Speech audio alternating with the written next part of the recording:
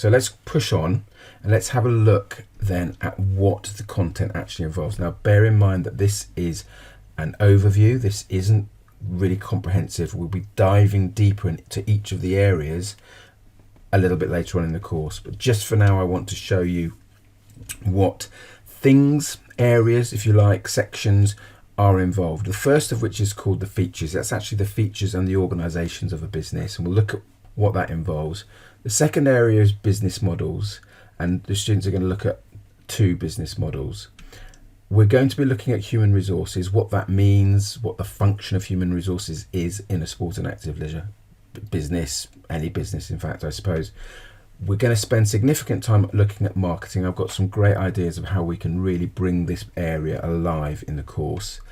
We've also got to look at finance, and finally we're going to look at trends. Now, just the last point on finance, don't worry, if you yourself are not numerical, you're not mathematically minded. I can tell you, certainly I am not. Maths was my absolute hate subject at school. The reality is they're not going to have to crunch numbers. They're not going to have to do any kind of really deep down financial mathematical work, and nor are you. There may be some percentages and differences between 2 figures that we need to look at, but we'll make sure that that's something that's readily accessible, readily available, and it's not designed to trip the students up. It's just designed to show them that there's an importance of understanding that finance is important in business, as we would expect. And similarly, trends, we'll look at that in more detail as we go forward. So how does this appear? What does it look like? Now, one way that we could tackle the teaching of this is the way in which you can see there in front of you, which is like this kind of linear pathway, this kind of route through the specification. And the way it's structured in front of you now is the way that it appears in the specification. So you'd start looking at features of the organization first, and then go on to business models, and then human resources, and then marketing and finance and trends. Now, that is absolutely one way to do it, and I'm not suggesting or saying that you shouldn't do it that way. And I have to say that in the first couple of years of me teaching this, I actually did it this way as well.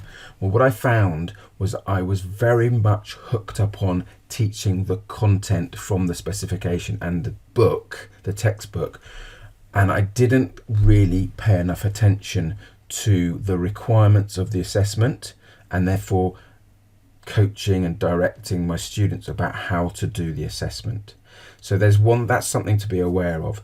I think there is definitely a place to look at each of those individually, and we'll see how that becomes apparent later on. But something else that you might want to consider is this model here, the way in which actually all of those points and those factors that we've got to study are interwoven, they're integrated. And so I think the spider web analogy is quite a nice one to think about. So once we get into each of those 5-6 areas, when your understanding is greater, when your students' understanding is greater, we can start to ask ourselves questions. Well, how does marketing link with human resources? How does finance have an impact on the business model in which we're looking at? What are the current trends in sport and active leisure industry at the moment, and how does that affect the way in which we operate in terms of our business and organization? And so I think what's really nice, and hopefully this will become apparent as we go through this course together, that this is probably a better way of looking at it. And again, I'm not saying that you have to do it this way.